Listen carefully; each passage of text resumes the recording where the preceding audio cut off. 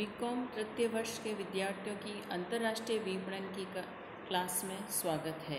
अंतर्राष्ट्रीय विपणन के अंतर्गत हमने विदेशी बाजार चयन के संबंध में पढ़ा कि किस प्रकार से विदेशी बाजार चयन एक अंतर्राष्ट्रीय निर्यातक के लिए आवश्यक है, वह किस प्रकार उद्देश्यों का निर्धारण करता है, बाजारों का मूल्यांकन और विश्लेषण करता है, प्रारंभिक छानबीन करता है और बाजार संबंधी निर्णय लेता है।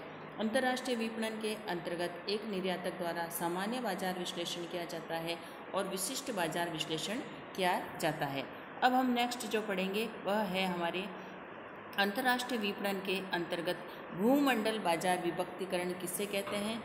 भूमंडल बाजार विभक्तिकरण से आशय है बाजारों का, जैसे कि इसका शाब्दिक अर्थ है बाजारों का विभक्तिकरण, यानी कि विश्व के अंतर्गत जो भी बाजार है उनको विभक्त करना या खंडों के अंतर्गत बांटना।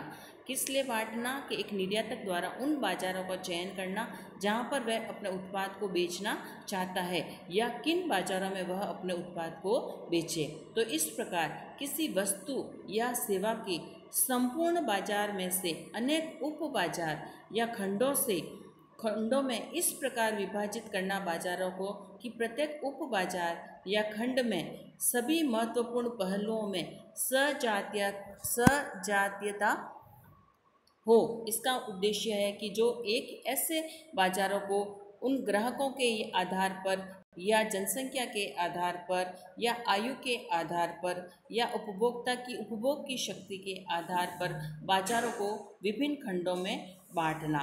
इसके अंतर्गत इसका उद्देश्य विभिन्न क्रेताओं के बीच पाए जाने वाले अंतर का पता लगाना है। इसके कारण इस विदेशी बाजार चयन के अंतर्गत विपणन की जो विधियां हैं या विपणन की जो व्यूह रचना है उनका निर्धारण किया जाता है। बाजार विभक्ति के अंतर्गत विभिन्न विशेषताओं के या समान विशेषताओं के आधार पर बाजारों को बांटा जाता है और उनकी गुणवत्ता और उनके पर्याप्त के आधार पर पर्यावरण, स्वच्छता, पैकेजिंग और उपभोक्ताओं पर विशेष ध्यान दिया जाता है। उन सब बातों का ध्यान रखा जाता है। जैसे जापान में स्वदेशी वस्तुओं के उपभोग पर ज़्यादा ध्यान दिया जाता है, इसी प्रकार अमेरिका में उच्च क्वालिटी की वस्तु को ज़्यादा महत्व दिया जाता है। इसी प्रकार प्रत्येक बाजार या ग्राहक जिसके स्वभाव, गुण, प्रकृति, आयु, रहन सहन, जीवन स्तर आदि में अंतर होता है, इन सब बातों का ध्यान रखने के लिए बाजार विभक्तिकरण किया जाता है। बाजार विभक्तिकरण के कारण ग्राहक समुदाय को ध्यान में रखते हुए बाजारों को विभक्त किया जाता है और उन्हीं विशेष बाजारों में वस्तु या उत्पाद का विक्रय किया जाता है। बाजार विभक्तिकरण के प्रमुख उद्देश्य है जिसके अंतर्गत ग्राहकों की समान विशेषताओं के आधार पर उन्हें सजातीय वर्गों में बांटना ताकि प्रत्येक वर्ग के लिए उपयुक्त विपणन कार्यक्रम बनाया जा सके। ग्राहकों की क्रय आदतों या उनकी वरीयताओं का पता लगाना कि ग्राहक किस चीज़ को ज़्यादा महत्व दे रहे हैं, यह ज्ञात करना कि ग्राहक के लिए कौन सा विपणन प्रयास अधिक उपयुक्त होगा, विज्ञापन या व्यक्तिगत विक्रय या प्रचार या मेले या फ्री मुफ्त नमूने देने, इन सब बातों की जानकारी प्राप्त करना। यह ज्ञात करना कि इन बाजारों में नए ग्राहकों को किस प्रकार से बनाया जा सकता है। विभिन्न ग्राहक समूहों में क्रय संभावनाओं का पता लगाना ताकि विपणन लक्ष्यों को पूरा किया जा सके। संस्था को ग्राहक अभिमुखी बनाना ताकि वैश्विक स्तर पर ग्राहकों को संतुष्ट रखकर लाभ कमाया जा सके। भूमंडल बाजार विभक्तिकरण के अंतर्गत STP व्यूह रचना बहुत ही महत्वपूर्ण है। S यानी कि सेगमेंटेशन या खंडकरण यानी बाजारों का खंडकरण, T का मतलब है टारगेटिंग यानी लक्षित बाजार और स्थितीकरण, P का मतलब है पोजीशनिंग या स्थितीकरण। इस प्रकार STP का मतलब हुआ सेगमेंटेशन, टारगेटिंग, पोजीशनिंग, जिसका मतलब है खंडकरण, बाजारों का लक्षित बाजार का खंडकरण और स्थितीकरण। विदेशी बाजार का चयन को ध्यान में रखते हुए वैश्विक बाजारों को सजातीय समूह में विभक्त किया जाता है। तत्पश्चात विभिन्न खंडों में या लक्षित बाजारों का चयन किया जाता है और उन लक्षित बाजारों में उत्पाद को पूर्णतः विशिष्टताओं के साथ प्रस्तुत करना पोजीशनिंग या प्रस्तुत करना या स्थितीकरण कहलाता है, ताकि उपभोक्ता अन्य प्रतिस्पर्धी उत्पादों की तुलना में उस उत्पाद विशेष का ही क्रय करे। यह है भूमंडल बाजार इस विभक्तिकरण, जिसके अंतर्गत एसटीपी। अब नेक्स्ट जो पढ़ेंगे वह है अंतर्राष्ट्रीय स्थितीकरण, इंटरनेशनल पोजीशनिंग। विदेशी बाजार में वस्तु की विशेषताओं के साथ प्रस्तुत करने की क्रिया को हम कहेंगे स्थितीकरण या पोजीशनिंग। तो अंतर्राष्ट्रीय स्थितीकरण, जिसके अंतर्गत एक निर्यातक विदेशी बाजारों में अपनी वस्तु को विभिन्न विशेषताओं के साथ उन देशों के ग्राहकों के समक्ष प्रस्तुत करता है, उसे हम कहेंगे अंतर्राष्ट्रीय स्थितीकरण। इसके अंतर्गत विभिन्न प्रकार की व्यूह रचनाएं बनाई जाती है, जो विपणन, नियोजन एवं क्रियान्वयन को बेहतर तरीके से किस प्रकार किया जा सके, इन सब बातों पर ध्यान देते हुए बनाई जाती है। लक्षित बाजार को कंपनी द्वारा प्रस्तुत उत्पाद क्यों खरीदा जाए, इसके बारे में पूरी जानकारी प्राप्त की जाती है। प्रत्येक व्यक्ति के लिए केवल उत्पाद ही सब कुछ नहीं होता है, उसका स्थितीकरण भी या उसकी पोजीशनिंग भी एक महत्वपूर्ण क्रिया है। इसके अंतर्गत स्थितीकरण ब्रांड एक प्लेटफॉर्म है जहाँ पर उपभोक्ता उस ब्रांड में विश्वास हो जाता है, उसकी विशेषताओं के कारण उसके मस्तिष्क में उस उत्पाद की विशेषताएं पूरी बैठ जाती है और वह उसी उत्पाद को खरीदता है।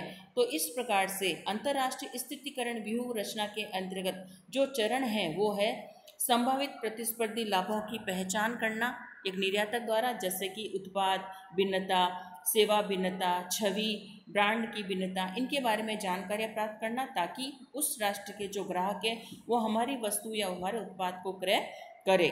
सही प्रतिस्पर्धी लाभ का चयन करना कि किस प्रकार से कंपटीशन में हमें हमारा प्रॉफिट प्राप्त हो या हम लाभ प्राप्त कर सके।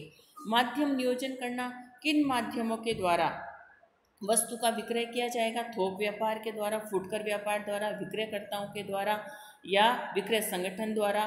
प्रचार का नियोजन, किस प्रकार से विज्ञापन, व्यक्तिगत विक्रय, फ्री सैंपल्स, मेले, अंतर्राष्ट्रीय प्रदर्शनियाँ, इन प्रचार संवर्धन साधनों का उपयोग किया जाएगा।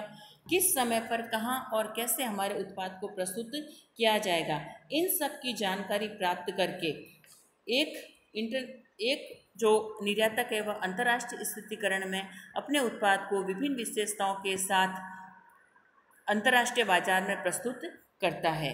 अब हम जो नेक्स्ट चर्चा करेंगे वह है निर्यात के क्षेत्र में प्रवेश करने से पूर्व लिए जाने वाले आधारभूत निर्णय। एक निर्यातक जब विदेशी बाजारों में या अंतर्राष्ट्रीय बाजारों में अपने व्यापार को बढ़ाना चाहता है या उत्पाद को बेचना चाहता है, तो उसे सबसे पहले उस राष्ट्र के वैधानिक प्रावधानों का अध्ययन करना पड़ेगा। उसे यह अध्ययन करना पड़ेगा कि उस राष्ट्र की सरकार के उस वस्तु के संबंध में प्रतिबंध तो नहीं है, या निर्यात विपणन के वृद्धि के वहाँ पर क्या क्या अवसर है। इसके बाद वह निर्यात बाजार पर प्रभाव डालने वाले तत्वों का विश्लेषण करेगा, जैसे कि वहाँ पर प्रतिस्पर्धा कितनी है, निर्यात बाजार के अंतर्गत विक्रय के क्या अवसर है, वहाँ पर सरकारी नीतियाँ कैसी है, वहाँ पर आयातों को प्रोत्साहित किया जाता है, वहाँ के वैधानिक प्रावधान, मुद्रा व भाषा की समस्या, राजनीतिक अनिश्चितता आदि के बारे में जानकारी प्राप्त की जाती है। उपभोक्ता की आदतों, उनका पूर्वानुमान के बारे में पूर्वानुमान लगाया जाता है और उनकी क्रय प्रेरणाओं का अध्ययन किया जाता है।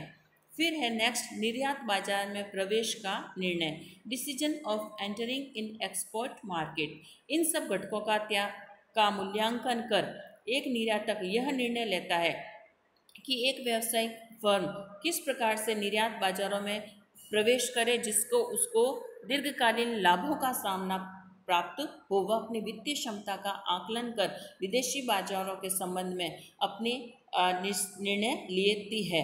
निर्यात बाजार का चुनाव किया जाता है। निर्यात बाजार के चुनाव के समय वह अपनी निर्यातकर्ता अपनी क्षमता, अपनी योग्यता, दीर्घकालीन हितों को ध्यान में रखता है। प्रत्येक फर्म का महत्वपूर्ण उद्देश्य लाभों को प्राप्त करना व जोखिम का निर्धारण करना है।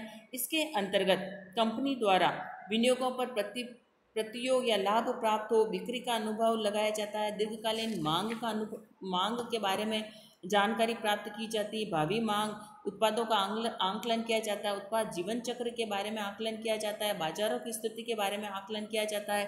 फर्म की संभावित लागत या संभावित विकास की अवस्था का अध्ययन किया जाता है तथा प्राप्त विनियोगों और प्रतिफल और प्रत्याय, अनिश्चितताओं, जोखिमों, मौद्रिक परिस्थितियों, राजनीतिक परिवर्तनों आदि का भी अध्ययन किया जाता है।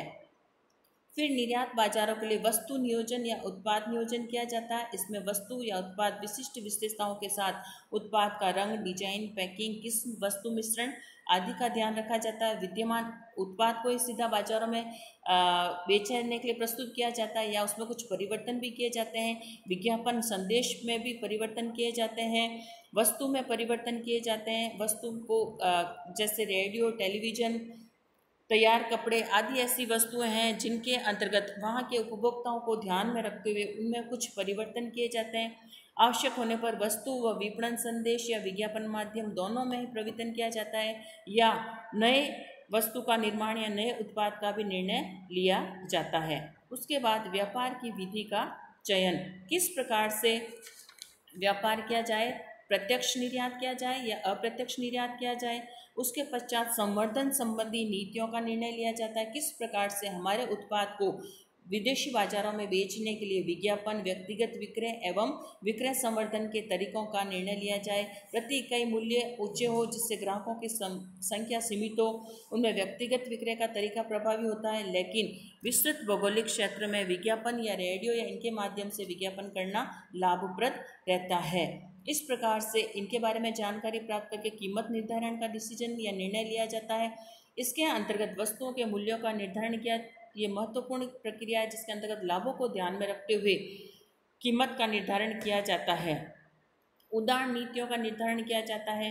ऐसी उदार नीतियाँ हो जिनसे वित्तीय स्थिति उधार, जिनके कारण कीमतें कम रखे, बचतें प्रोत्साहित हो और वित्तीय क्षमता पर कोई उसका प्रभाव न पड़े। भुगतान की शर्तें और व्यवस्थाएं भी अनुकूल होनी चाहिए। इस प्रकार विभिन्न विदेशी बाजार में निर्णय लेते समय वितरण वाहिका संबंधी भी निर्णय लिया जाता है। इसके अंतर्गत वितरण वाहिका किस प्रकार से निर्माता, उत्पादक अपना माल मध्यस्थों, थोक व्यापारी या फुटकर व्यापारी या एकमात्र वितरक या डिस्ट्रीब्यूटर या किस प्रकार से कौन सी विक्रय नीति के द्वारा या वितरण नीति के द्वारा अपने माल का विक्रय विदेशी बाजारों में करेगा, इस प्रकार भी निर्णय लिया जाता है। तो इस प्रकार से अंतर्राष्ट्रीय विपणन के अंतर्गत निर्यात बाजार चयन के अंतर्गत विभिन्न बाजारों का मूल्यांकन किया जाता है। निर्यातक द्वारा अंतर्राष्ट्रीय विपणन के उद्देश्यों का चयन किया जाता है, वहाँ के वातावरण का मूल्यांकन किया जाता है, उत्पाद के बारे में निर्णय लिए जाते हैं, प्राइस के बारे में, कीमत के बारे में निर्णय लिए जाते हैं, संवर्धन के बारे में निर्णय लिए जाते हैं, वितरण वाहिका के संबंध में निर्णय लिए जाते हैं और संस्था अपने उद्देश्यों को पूरा करने के लिए पूरा प्रयास करती है।